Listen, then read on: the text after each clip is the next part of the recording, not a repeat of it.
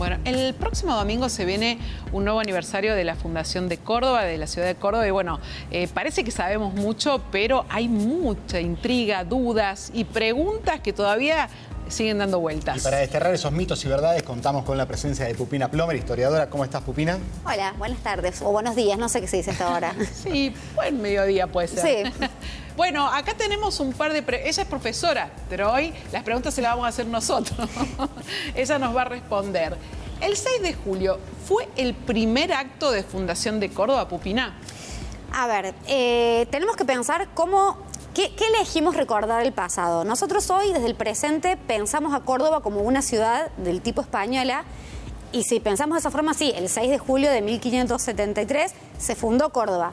Pero en Córdoba ya habían habitantes, en la región habían habitantes, que fueron los pueblos comechingones y sanavirones, que habitaban el espacio, no con la forma administrativo jurisdiccional de España, pero habitaban el espacio. Y de hecho ellos, el 5 de julio... conmemoran, digo, no sé si celebran es la palabra, pero conmemoran el último día de libertad. Entonces, hablar desde la historia de Córdoba, desde la fundación, es negar todo el pasado de las sociedades indígenas que habitaron la región. ¿Era un asentamiento lo que había o era algo similar a lo que podríamos conocer como una ciudad? No, porque las sociedades comechingonas y sanavironas no tenían la jerarquización de ciudades como pensamos por ahí las ciudades del norte, por ejemplo. Si bien eran pueblos... sedentarios, no podemos pensar grandes ciudades, pero sí, habían asentamientos como el que luego estuvo en el pueblo de La Toma. La fundación, pasamos a la segunda pregunta, ¿fue a orillas del río Suquía? Hay toda una discusión historiográfica y medio como patrimonial, si se quiere, de dónde fue exactamente el metro cuadrado donde se fundó Córdoba. En el barrio Yapeyú hay un monolito que conmemora la primera fundación. A ciencia cierta no sabemos con precisión el espacio. Sí sabemos que la primera fundación fue en la zona alta, o sea, sí, es un mito, no fue al lado del río, que tenía que ver con la función militar que tenía ese primer asentamiento, que era más bien como un espacio de ocupación bastante complejo, porque las sociedades indígenas, por supuesto, resistieron esa ocupación. Entonces, por cuestiones estratégicas, la fundación se hizo en la parte alta. El tema es que al estar en la parte alta no había acceso al agua, entonces resistir un fuerte durante 5 años sin agua se le hizo complejo a los españoles que ocuparon este primer asentamiento y tuvieron que mudarlo al lado del río, básicamente porque sin agua no se puede vivir. Bien, seguimos. Se llama Córdoba porque la mujer de Jerónimo Luis de Cabrera nació en Córdoba, pero de España. Hay una cosa con todos los nombres de las ciudades españolas que se fueron fundando, que es que la mayoría son nombres de ciudades que ya existían en España, no sé, La Rioja, por ejemplo, Córdoba asimismo, porque, había una cuestión de, obviamente, son ciudades españolas en un nuevo territorio, pero traen un arraigo español, y sí, Martel de los Ríos, Lucía Martel de los Ríos, la esposa de Cabrera, era de Córdoba, Andalucía, y por eso se puso el nombre de Córdoba de la Nueva Andalucía. Bien. Seguimos, pasamos a la siguiente, a ver, ¿no hubo mujeres en la fundación? Tenemos que pensar que el proceso de fundación de ciudades en todo el proceso, digamos, colonial de la segunda mitad del siglo XVI era llevado a cabo por huestes militares, o sea, hoy pensaremos ejércitos, o sea, hombres, caballos, armas, obviamente porque se fundaban ciudades en lugares donde había sociedades indígenas que se resistían. Entonces, en ese modelo militarista de lo que fue la fundación de ciudades, obviamente las huestes no tenían mujeres porque las mujeres no tenían una función militar. Si bien las fundaciones exactas, o sea, los procesos de fundaciones no tenían mujeres, ni bien se asentaba una ciudad, era urgente traer a las esposas de los mismos españoles que participaron de la fundación. ¿Por qué? Por un lado, la corona tenía que detener lo que era el mestizaje, o sea, que estos españoles tuvieran relaciones con mujeres indígenas. La corona tenía que suspender, entonces era tipo, trae a tu familia, a tu mujer.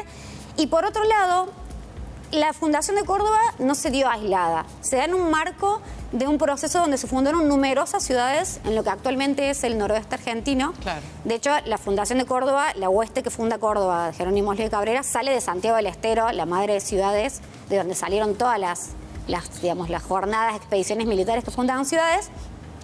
El tema es que en ese proceso de fundación de ciudades, estos mismos hombres, que eran los primeros habitantes de una ciudad, eran los mismos que después tenían que ir a una campaña militar a otra ciudad.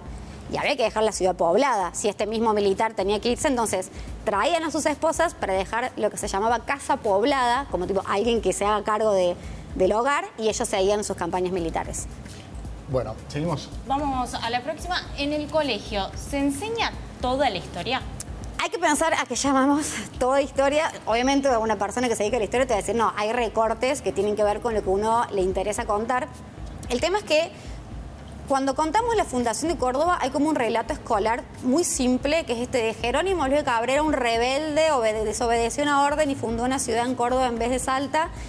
Y el problema de ese relato es que, además de que es reduccionista, tiene una mirada muy atlántica del relato. Es como que todo lo que contamos de la historia de Córdoba lo hacemos en función a lo que luego fue Buenos Aires o lo que luego fue el Virreinato del Río de la Plata, y dejamos de lado que en realidad la fundación de Córdoba tiene mucho más que ver con un proceso que viene desde Charcas, desde el Virreinato del Perú, desde lo que es actualmente Bolivia, el centro minero de Potosí. Todas las ciudades que se fundaron en el noroeste argentino se hicieron en función de las huestes que salían de Charcas. O sea, nuestra historia está mucho más vinculada a Charcas que a Buenos Aires. Claro, tal vez en la primaria es una primera mirada, ¿no?, que se puede hacer. Después ya en la secundaria tendría que ser un poco más profunda, y después cada uno de nosotros claro, ver qué queremos conocer de nuestra historia. Falta, ¿no?, la profundidad, y sobre todo dejar este relato tan escolar, como infantil, sí. No son infantiles la palabra, pero como un hombre que fue un rebelde, en realidad un funcionario español que obedecía a intereses personales, porque en todo el proceso de fundación, en todo el proceso de conquista de América, algo que no se sabe es que la corona española no invertía dinero.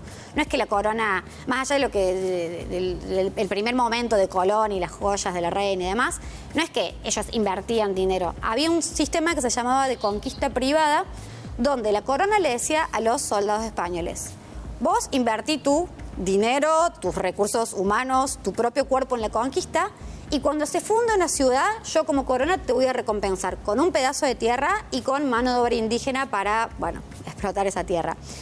La cuestión acá es que Jerónimo Luis de Cabrera, como todos los españoles, obedecía a los intereses propios, donde Cabrera habrá pensado: si fundo Salta en la frontera norte, las sociedades indígenas son muy bravas. En la región de las sierras cordobesas, las sierras comechingonas, son más tranquilos. Sí.